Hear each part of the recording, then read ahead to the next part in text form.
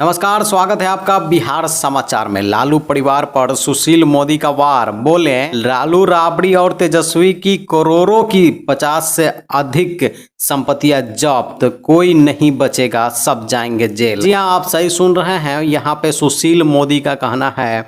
बिहार के पूर्व deputy CM और बीजेपी के राज्यसभा सांसद सुशील मोदी ने माल्या और चौकसी के बहाने राजद सुप्रीमो लालू यादव, उनकी पत्नी राबड़ी देवी और उनके बेटे तेजस्वी यादव पर हमला बोला। कहा है कि चौकसी माल्या हो या लालू राबड़ी, तेजस्वी हो या कोई भी नहीं बचेगा, सभी जाएंगे जेल। लालू परिवार पर सुशील मोदी का बहुत ही बड़ा वार है। ये बोल रहे हैं कि सभी जाएंगे जेल। सारी खबरों को जानने से पहले एक रिक्वेस्ट है आपसे कि इस वीडियो को एक प्यारा लाइक जरूर कर दीजिएगा, क्योंकि आपका एक लाइक ही हमारे मेहनत का फल होता है। सिवान में जाली नोट छापने वाले गिरोह का पर्दाफाश। 2 मशीनें और 6,18,000 रुपए के जाली नोट बरामद। 2 साल से चला रहा था कारोबार, यूपी में खपाते थे नोट। जी हां, आप सही सुन रहे हैं। सिवान पुलिस को एक बड़ी सफलता हाथ लगी है। पिछले 1.5 साल से चल रही जाली नोट छापने की फैक्ट्री का सिवान पुलिस ने भंडाफोड़ कर दिया है। इसकी जानकारी सिवान एसपी अभिनव कुमार ने दी है। एसपी ने बताया कि गुप्त सूचना मिली थी कि गौरैया कोठी थाना इलाके में जाली नोट छापने का गोरख धंधा चल रहा है। 5 साल भी नहीं टिकी सीएचसी बिल्डिंग। बारिश से फुलवरिया शरीफ सीएचसी की दीवार ढही। 5 साल पहले बीएमएसआईसीएल ने बनवाया था सामुदायिक स्वास्थ्य भवन। जी हाँ, देख लीजिए क्या हाल है। पटना के स्वास्थ्य केंद्रों के भवन को ही इलाज की जरूरत है। नए भवन चू रहे हैं और दीवारें गिर रही है। मनमानी की नींव पर खड़ी इन बिल्डिंगों में काम कर रहे कर्मचारी भी परेशान रहते हैं। सामुदायिक स्वास्थ्य केंद्र फुलवाड़ी शरीफ के नए भवन को 5 साल पहले बीएमएसआईसीएल ने बनवाया था और अब मनमानी की पोल खुल रही है।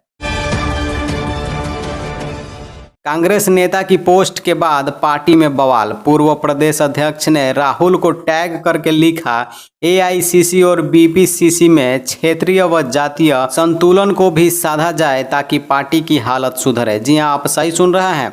कांग्रेस के वरिष्ठ नेता और पूर्व प्रदेश अध्यक्ष अनिल शर्मा ने 23 जून को भास्कर ऐप पर खबर प्रकाशित होने के बाद राहुल गांधी और राष्ट्रीय महासचिव केसी वेणुगोपाल को टैग कर ट्वीट किया है कि इस ट्वीट ने कांग्रेस के अंदर बिहार से लेकर दिल्ली तक बवंडर ला दिया है।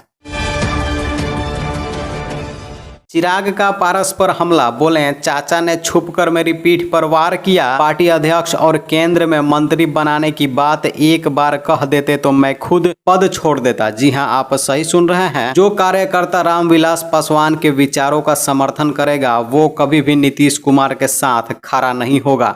नीतीश कुमार वो व्यक्ति है जिन्होंने राजनीतिक तौर पर रामविलास पासवान को समाप्त करने में कोई कसर नहीं छोड़ी। मेरी लड़ाई केवल मेरे पिता की विचारधारा को जीवित रखने की है। मेरे चाचा पशुपति पारस ने पीठ पर वार किया है और मेरे पिता को धोखा दिया है। मैं इस मामले की कानूनी लड़ाई लड़ने को तैयार हूँ। यह कहना है लोक जनशक्ति पार्टी यानी एलजेपी के नेता चिराग पासवान का।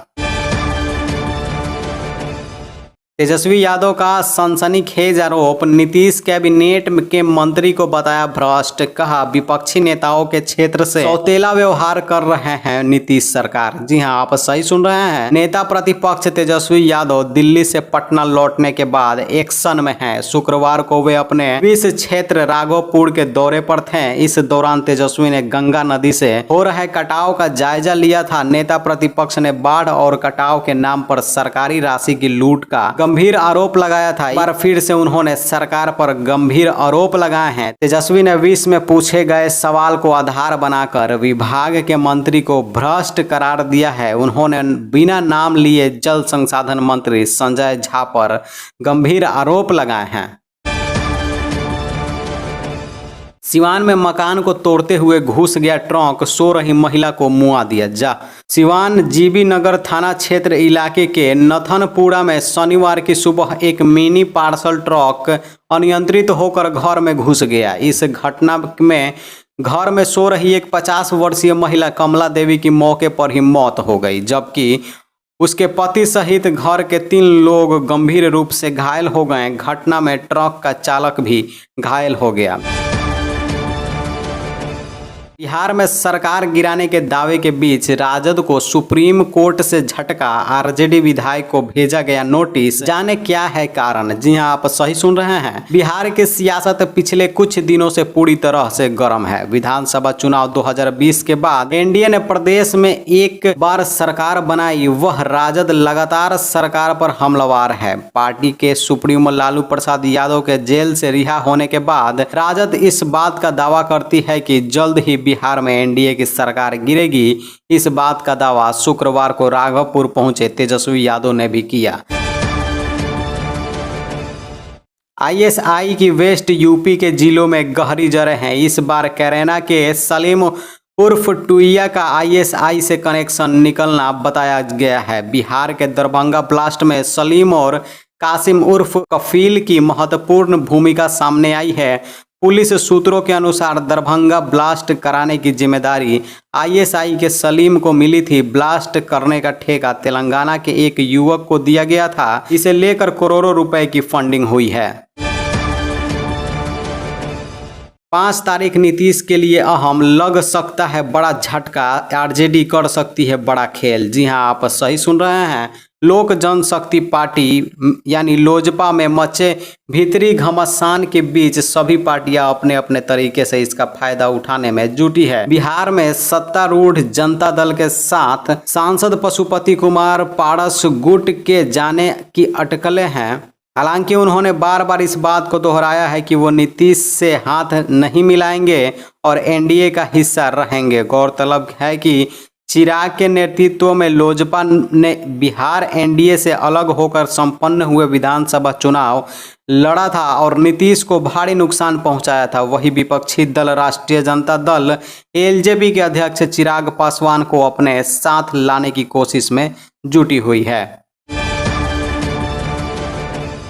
सीता मैया का राम जी के साथ तो स्वयंवर देखे ही थे, लेकिन अब कलयुग में देखिए यहाँ भी हो रहा है स्वयंवर। जी आप सही सुन रहे हैं।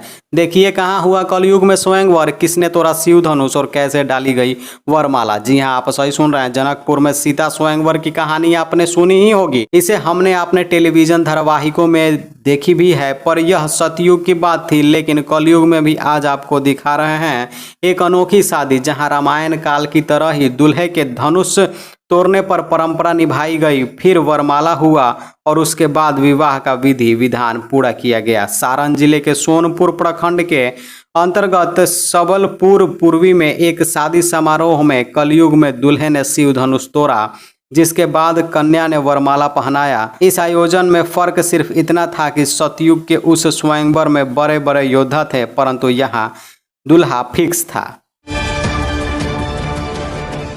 खाकी उतारी, खादी मिली नहीं तो गुप्तेश्वर पांडे ने बदल लिया हुलिया, भगवा पहनकर बने कथवाचक। जी हाँ, आप सही सुन रहे हैं।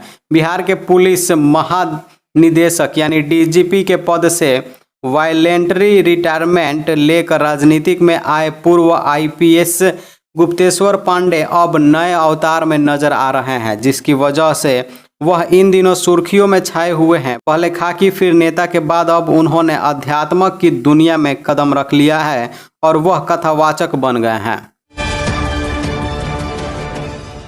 पानी पानी हुई पटना राजधानी, इन मोहल्लों से निकालना मुश्किल। जी हाँ, आप सही सुन रहे हैं। बिहार की राजधानी पटना में हुई बारिश से बिहार सरकार की पोल खुल गई है। मीडिया रिपोर्ट के मुताबिक पटना के कई मोहल्लों में जाना मुश्किल हो गया है। लोगों को रोड पर कीचड़ और पानी का सामना करना पड़ रहा है।